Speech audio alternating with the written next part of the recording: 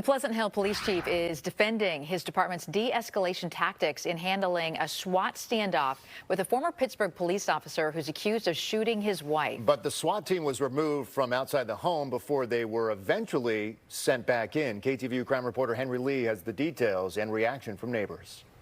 We really believed if we would have done anything else other than use time, there would have been loss of life. And we were, at the end of it, we were able to avoid that. Pleasant Hill Police Chief Scott Vermillion defending his decision to remove the SWAT team and leave former Pittsburgh police officer Chun Liam Seichow alone at his house after authorities say he had shot and injured his wife. Our adversary that night had military combat training. He was an ex-law enforcement officer. That was his ultimate goal, was to kill law enforcement and die by law enforcement. The chief says police didn't believe Seichow was a threat to the public at first, but that changed when he says Seichow made threats online after the police left.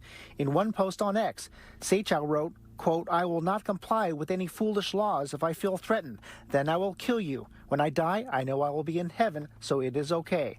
The top cop says it was clear then the SWAT team had to be redeployed.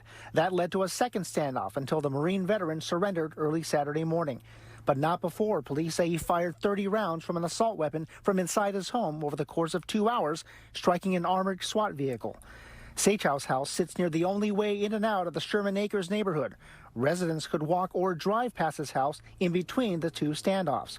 Imagine if a UPS truck, a Girl Scout, happened to walk up to his house. That would have been a disaster. Anthony Saldivar says the police never should have left.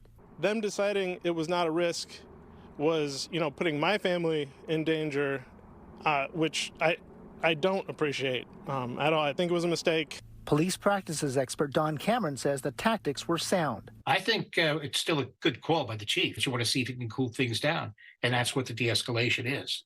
Letting things cool down. The chief says police and snipers were still in the area, although out of sight, and monitoring the social media of a suspect who was ultimately to blame. He threatened my officer. He tried to kill my officers. The fact that he's an officer or an ex-police officer makes me angry. The former Pittsburgh detective is being held without bail on numerous counts of attempted murder of a police officer as well as assault. In Pleasant Hill, Henry Lee, KTVU, Fox 2 News.